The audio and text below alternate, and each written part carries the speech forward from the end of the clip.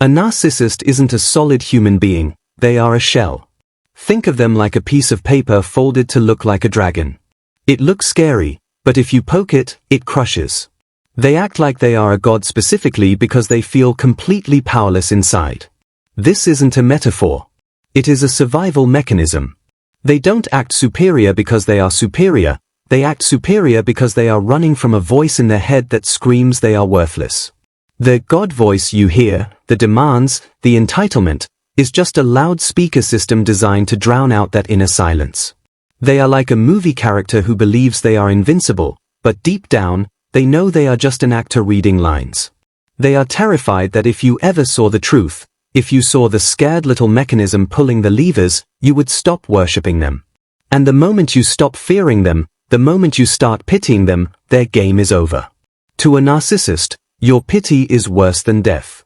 Here is the secret they guard with their lives. They didn't target you because you are weak. They targeted you because you are strong. They envy your life. They envy your ability to feel, to connect, and to be real.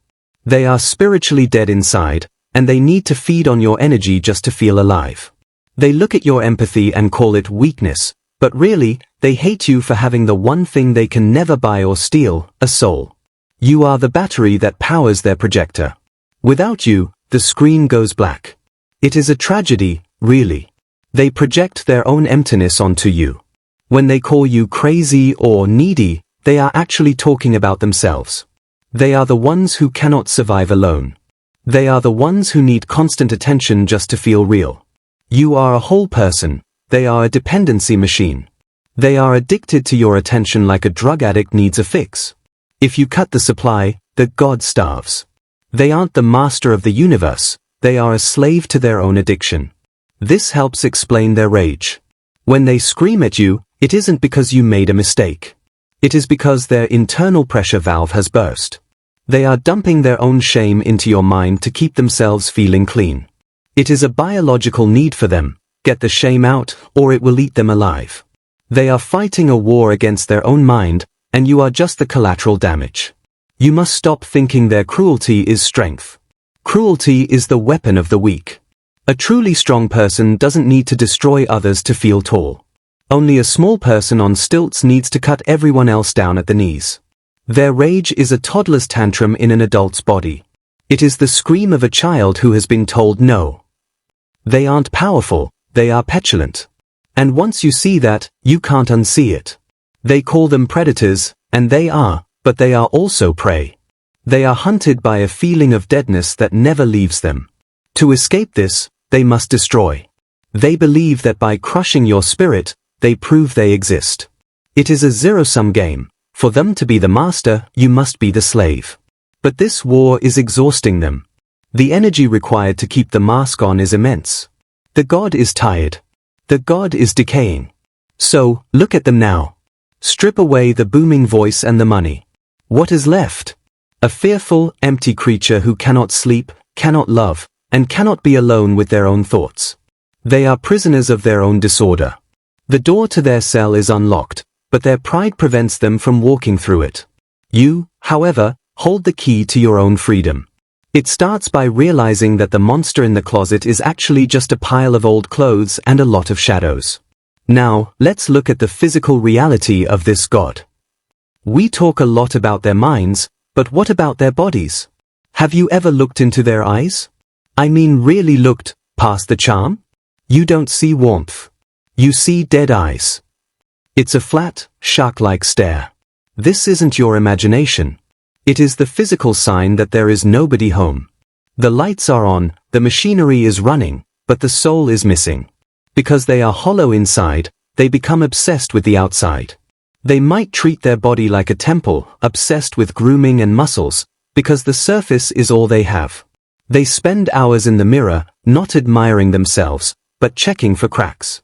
A pimple, a gray hair, or a minor weight gain isn't just a cosmetic issue, it is an existential crisis. It signals that the god is decaying. They are disconnected from the sensory reality of being human. They don't feel their body, they perform their body. Every smile, every handshake, every gesture is calculated. This is why their movements can sometimes seem robotic or uncanny. You are watching a puppet master pulling his own strings, and sometimes the strings get tangled. And here is the darkest part. They want you to join them in this deadness. When they critique your appearance, when they mock your weight or your style, they are projecting their own self-loathing onto you. They want you to feel as ugly and worthless as they feel inside. They are trying to turn you into a corpse so they don't have to be the only dead thing in the room. The dead eyes are your warning sign. When that mask slips, and you see the blankness, do not try to fill it with your love. You cannot fill a black hole. That void is infinite. The more you pour into them, the more they drain you. They are vampires, not of blood, but of life force.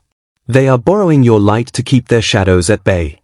So, the next time they stare at you with that cold, dead gaze, don't look away. Stare back. See it for what it is, a vacancy sign. The god is not home. The temple is empty. There is only a frightened creature hiding in the dark, hoping you won't notice that the lights have gone out forever. If they are so powerful, why are they so physically fragile? Have you noticed how they handle pain? If you are sick, they are annoyed. Your illness is an inconvenience to them because a broken toaster can't make toast. They might even accuse you of faking it for attention. But if they are sick, the world must stop. They are the biggest babies when they have a cold. This is the glass body phenomenon. Despite their tough exterior, they are terrified of their own biology. A simple flu becomes a life-threatening tragedy. They demand you play nursemaid, fetching soup and fluffing pillows, while they moan about their suffering. They need you to witness their pain to validate their existence. They cannot self-soothe. Pain reminds them they are human, and being human is their greatest shame. Some narcissists go the other way. They deny illness completely. They refuse to go to the doctor. They claim they have superior genes. This is just the other side of the same coin. They are so terrified of finding a flaw in the machine that they refuse to look under the hood. They would rather die of a preventable disease than admit they are mortal. You might also see somatic delusions. They become convinced they have a rare disease, or that their body is rotting, or that they have a special sensitivity that no doctor can diagnose. This is their internal rot manifesting in their mind. They feel wrong inside, so they invent a physical cause for it. They drag you to endless appointments, searching for a cure for a sickness that is actually in their soul. They also use their health to control you. You can't leave me, I'm sick. You're stressing me out and making my heart condition worse. They weaponize their frailty. They hold their own body hostage to keep you in line. It is the ultimate act of a coward, hiding behind a shield of feigned weakness to manipulate a compassionate heart. Now we enter the most guarded chamber of the narcissist's life, the bedroom. You might think they are a master of seduction, but that is just part of the myth. In reality, they struggle to connect. What they offer isn't intimacy, it is a performance. They aren't making love to you, they are watching themselves perform in the mirror of your reaction. We call this sexual narcissism. They are obsessed with their performance, their size, their stamina, everything except you. You are a prop in their movie. They might even close their eyes or watch things on a screen because looking at you requires acknowledging another human being, and that is terrifying for them. To be naked with another soul is to risk being seen, and they cannot bear to be seen. Over time, this performance fails. This is when they start withholding affection. We call this intimacy anorexia. They starve you of touch. They know you crave connection, so they deliberately cut it off to control you. It is a power play. If I have what you want, I own you. They turn the bedroom into a courtroom where you are constantly on trial for needing a hug. This withholding is often a cover for their own dysfunction. Many narcissists suffer from performance anxiety. The God voice demands perfection, but the body fails under the pressure. They are terrified of failure. So, rather than risk looking weak, they shut down the theater entirely. They blame you. You're too needy, or I'm just tired. They project their own inadequacy onto you. The impotent god is a ruler with no scepter. Their sexual power is a bluff. They rely on your hunger to maintain their control. But if you stop hungering, if you realize that the meal they are offering is sawdust, they lose their power instantly. The moment you stop begging for scraps, they panic. Just as they use their body to fake strength, they use money to fake worth. For the narcissist, money is not a tool, it is a prosthetic soul. They believe that if they have enough expensive things, nobody will notice they are empty inside. They buy the luxury car, the designer watch, the big house, often leveraging themselves into massive debt to do it. They are building a financial fortress of cards. You have likely seen the financial abuse. They might control every penny you spend, demanding receipts for groceries, while they blow thousands on a whim. This is because money is power to them. If they control the resources, they control you. They are terrified that if you have your own money, you will have your own voice. In public, they play the generous god. They pick up the check for the whole table. They donate loudly to charity. They buy extravagant gifts for people they barely know. This buys them admiration. But in private? They are misers. They scream at you for leaving a light on. The contrast is dizzying. They will spend a fortune to impress a stranger but refuse to spend a dime to make your life easier. This financial posturing covers a deep impotence. They feel worthless without their toys. If they lose their job or their money, they often suffer a narcissistic collapse. They don't know who they are without the wallet. They are not the provider, they are the consumer. They consume resources to fill the void, but the void has no bottom. They may even steal from you. They view your money as their money. What's mine is mine, and what's yours is mine. They feel entitled to your labor and your savings. They are financial parasites, draining the host to maintain their lifestyle. They are robbing the bank and blaming the teller. The most tragic victims of the impotent god are the children. The narcissist does not see a child, they see a mini-me. They view their offspring as extensions of themselves, like an extra limb. They want a clone, not a child. They demand the child live out the dreams they failed to achieve. They split their children into roles. The golden child is the one who reflects their greatness. This child is praised, spoiled, and suffocated. But it is a trap. The golden child is not allowed to have an identity. They must be the perfect mirror. The narcissist is eating this child's soul to feed their own ego. Then there is the scapegoat. This is the child who sees the truth. The child who says no.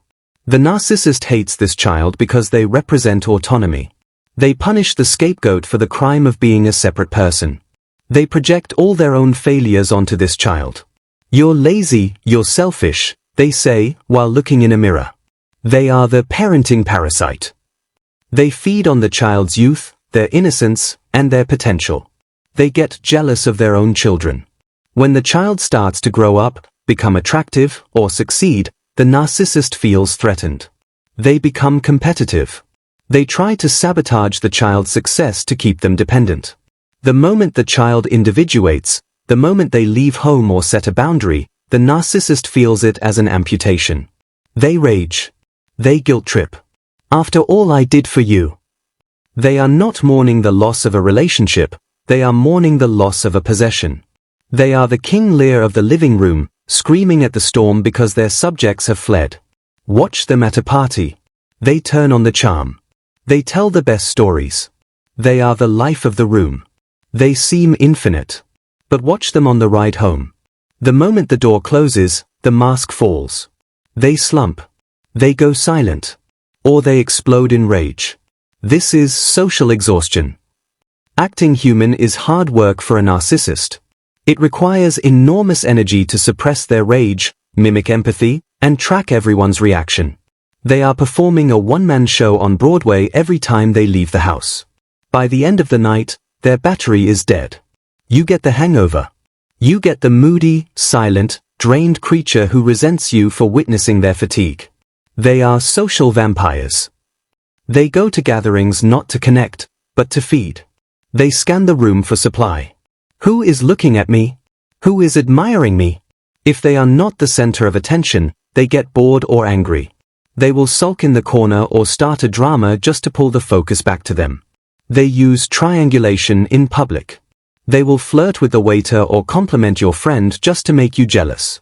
They want to see you fight for them. It makes them feel valuable. They are manufacturing a competition because they feel like a prize that no one wants to win. But notice their friendships. They are shallow. They have fans, not friends. They have flying monkeys who do their bidding, not peers who know their heart. They are surrounded by people but completely alone. They are the most popular person in the room, and the loneliest person in the world. If the bedroom is their failure, the calendar is their executioner. The narcissist is at war with time. Their entire false self is built on looks, strength, and the ability to attract attention. But time strips all of that away. This leads to a deep aging panic. For a narcissist, a wrinkle isn't just a wrinkle, it is a crack in the armor.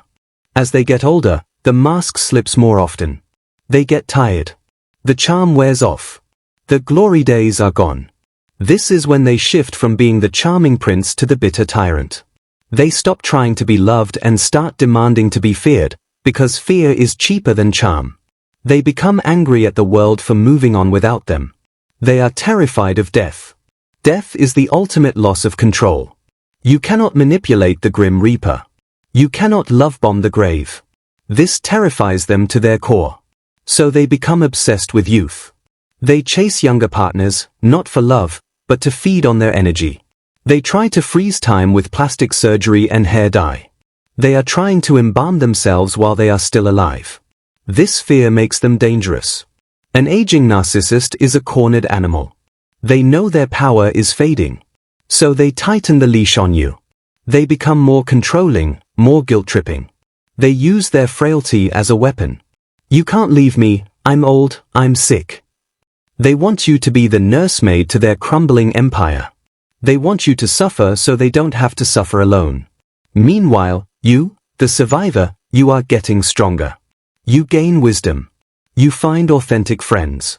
You find peace. This drives them insane. They watch you growing stronger while they grow weaker. They hate you for aging gracefully, for accepting the natural order of things. Your peace highlights their panic. They are left alone in the theater with the lights off, and the silence is deafening. And finally, we reach the end of the line, the collapse. This is the moment the impotent god falls. It happens when the supply runs out. Maybe you left them. Maybe they lost their job. Whatever the trigger, the illusion evaporates. The collapse is ugly. It is a psychological freefall. They might rage, they might smear your name, or they might fall into a deep depression. You see the raw, exposed nerve of the narcissist. They don't know who they are without your praise. They are screaming into the void, and for the first time, the void is screaming back. They might try to become the devil if they can't be your god. They want to be feared because they can no longer be loved. But realize what this is, it is weakness. A strong person accepts a breakup. A narcissist collapses because they have no core to hold them up. They are a car without an engine, pushing themselves downhill, and they have finally run out of road. This is your moment of liberation. You are not weak for feeling pain. You are the true strong one. You survived a vampire. You survived a parasite. You survived a god who tried to crush you to build their own pedestal. And you are still standing. They are the ones collapsing. They are the ones terrified of the dark. Do not go back to save them. You cannot save someone who refuses to exist. You cannot perform CPR on a ghost. Leave them to their mirror that no longer smiles back. You have a life to live. A real life. The impotent god is dead. Long live the survivor. The chains they forged were never made of iron, they were made of your belief in them. And now that you know the truth, now that you know they are weak, the chains are dust. Walk away. Don't look back. The show is over. The theater is empty. And remember, the weakness was never yours. It was theirs. It was always theirs. Now, go be free.